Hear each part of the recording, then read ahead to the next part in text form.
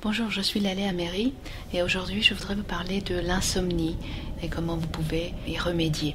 Beaucoup des personnes que je vois pendant mes consultations se plaignent d'insomnie. Ils me disent qu'ils se réveillent au milieu de la nuit et ensuite ils ont du mal à s'endormir ou ils ne peuvent carrément pas s'endormir jusqu'au matin et qu'ils sont donc fatigués, ils passent une mauvaise journée, ils n'ont pas assez d'énergie et une très mauvaise concentration.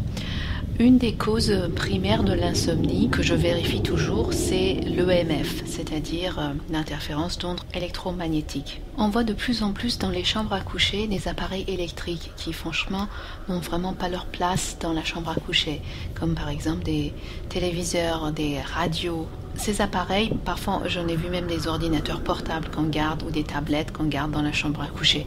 Ces appareils donc émettent un champ électromagnétique qui est très fort. Donc dans un premier temps, s'il y a des appareils électriques qui ne sont vraiment pas nécessaires d'avoir dans la chambre, il va falloir les enlever et voir si ça améliore votre sommeil. Et puis surtout l'autre source d'émission d'ondes électromagnétiques, c'est le fait d'avoir le Wi-Fi chez vous. Je sais que le Wi-Fi facilite beaucoup la vie des gens. Ils pensent que c'est plus simple d'avoir des connexions sans fil. Tout le monde aime beaucoup ça, mais il faut aussi penser aux conséquences. Moi, j'aime bien la nouvelle technologie, mais si ça a un coût et ça a un prix au niveau de ma santé, et si ça affecte négativement la qualité de mon sommeil, à ce moment-là, je ne suis pas d'accord, puisque c'est dans le sommeil que votre corps se répare. Et quand on n'a pas suffisamment de sommeil, d'une bonne qualité la nuit, c'est le début de beaucoup de problèmes de santé. Donc, il va falloir désactiver le Wi-Fi. Moi, ce que je conseille, c'est carrément ne pas utiliser le Wi-Fi chez vous. Parce que même si vous ne l'utilisez pas, vous êtes quand même affecté par le Wi-Fi de tous les voisins. Donc, au moins, si chez vous, vous pouvez remettre les connexions sans fil, ça vous protégerait déjà pas mal. Puisque quand vous êtes exposé dans la journée, ça peut aussi affecter le champ de la nuit. Ça veut dire, ça peut affecter votre corps et le fonctionnement de votre corps et vos glandes la nuit, durant la nuit. Donc, mon conseil, c'est, si vous pouvez, carrément ne pas utiliser du tout le Wi-Fi. Si ce n'est pas le cas, si vous voulez absolument avoir le Wi-Fi, au moins désactiver ou carrément débrancher le modem. Ça, c'est encore mieux que désactiver. Parce que si le modem est branché, ça continue quand même à émettre un petit peu d'ondes électromagnétiques. Ça dépend où le modem se trouve. Mais le mieux, c'est de carrément débrancher le modem et le rebrancher le matin. Parce que de toute façon, la nuit, vous dormez, que ça soit branché ou débranché, ça ne change rien pour vous. Donc, si vous faites ça, au moins, vous allez minimiser l'impact du Wi-Fi que vous utilisez chez vous la nuit. Donc, déjà, ça pourrait peut-être vous aider, sauf si vous êtes quelqu'un de très sensible, auquel cas, il va falloir vraiment songer à ne pas utiliser le Wi-Fi, puisque votre exposition dans la journée est déjà suffisante pour créer de l'insomnie. Sachant que dans votre lieu de travail, très souvent, on a déjà le Wi-Fi, on est déjà exposé au Wi-Fi et par rapport à ça, on ne peut rien faire. Ça, c'est les deux sources les plus importantes. Ensuite, il y a aussi le fait que parfois des appareils électriques, genre par exemple lampes de chevet ou réveil, peuvent également émettre un champ électromagnétique fort. Alors, à ce moment-là, vous pouvez éloigner le réveil ou la lampe de chevet, sachant que pour la lampe de chevet, la distance sécuritaire, c'est de 70 cm de votre tête. C'est-à-dire qu'il va falloir que vous fassiez en sorte qu'il y ait cette distance de sécurité. Ça, c'est vraiment la distance minimale, que ça ne soit pas tout près du lit et tout près de votre tête. Puisque très souvent, ils peuvent quand même émettre des ondes électromagnétiques. Si vous avez la possibilité carrément de couper l'électricité de la chambre, là, c'est pour les personnes qui sont très sensibles. Ça, ce serait aussi une bonne chose. Testez ça si votre insomnie persiste malgré le fait d'avoir éliminé les sources principales de Wi-Fi. Essayez ça, essayez de carrément débrancher, si c'est possible, toute l'électricité de la chambre quand vous voulez vous coucher.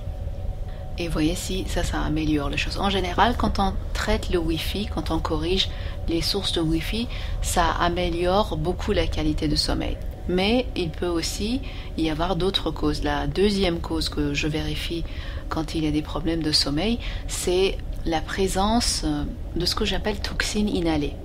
Alors, c'est des choses que vous inhalez, évidemment, c'est des odeurs que vous pouvez avoir dans la chambre, sachant que beaucoup de personnes utilisent des huiles essentielles et des choses comme ça.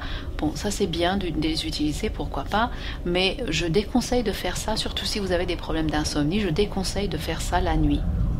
essayez de mettre ces diffuseurs d'huile essentielle ailleurs que dans votre chambre, parce que très souvent, quand on est plus sensible la nuit, quand on a des problèmes de sommeil, on peut aussi avoir une sensibilité exacerbée par rapport aux odeurs inhalées.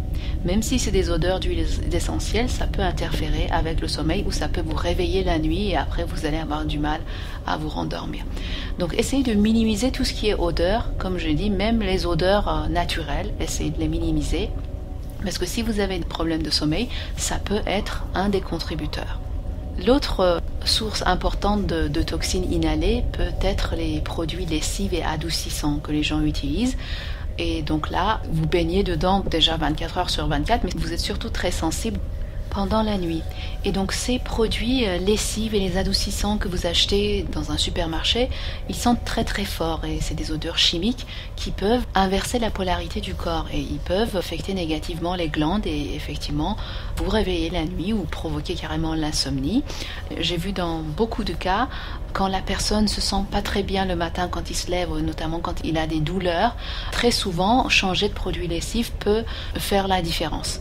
Alors ce que je recommande dans ce cas-là, c'est de prendre des produits lessifs organiques, de ne pas utiliser d'adoucissant, utiliser une variante organique à ça, une autre alternative, d'autres remèdes de grand-mère comme on dit, qu'on peut utiliser pour éventuellement avoir l'effet adoucissant.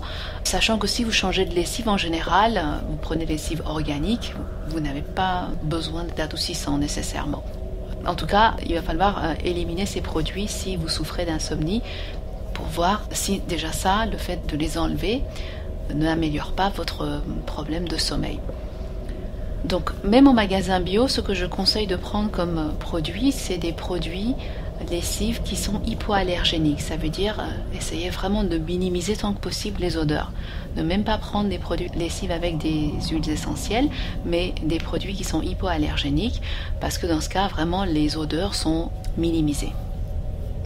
Donc ça, c'est les deux conseils importants que je donne aux gens quand il y a des difficultés à avoir une bonne qualité de sommeil et quand il y a des réveils nocturnes et difficultés pour se rendormir par la suite.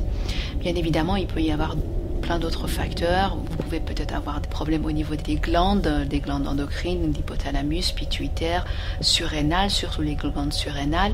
Il peut y avoir également des problèmes au niveau du sucre du sang qui font que vous avez du mal à rester endormi. Vous allez vous réveiller la nuit et par la suite, vous ne pouvez pas retrouver le sommeil.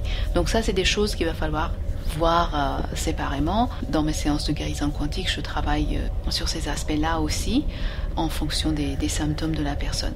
Mais essayez déjà de mettre en place ces deux conseils et voir si ça n'améliore pas de façon significative votre sommeil, sachant qu'il y a aussi toujours la cause émotionnelle de l'insomnie quand vous avez une source de stress dans votre corps qui est provoqué par un conflit dans votre vie ou un conflit conscient, quelque chose de conflictuel dans votre esprit. Ça crée donc de l'anxiété qui vous réveille la nuit et c'est comme si votre corps, en fait, c'était la façon dont votre corps vous parlait, vous demandait de faire quelque chose pour la résolution de ce conflit conscient. Donc à ce moment-là, évidemment, l'aide qu'il faut demander, c'est plus l'aide émotionnelle et pour guérir de trauma et la cause de ce stress. Trouver et chercher la cause de ce stress interne que vous avez, quel est le conflit conscient que vous avez qui provoque l'insomnie. Et on peut regarder ça dans les séances de clarification que je propose. Pour avoir de l'information sur les deux séances, pour notamment voir les dates, les prochaines dates de mes consultations à Paris, Nice, Genève ou Lausanne, vous pouvez visiter mon site www.chemindesource.com pour avoir tous les renseignements nécessaires. J'espère que ces conseils vous ont aidé. Je vous dis à bientôt.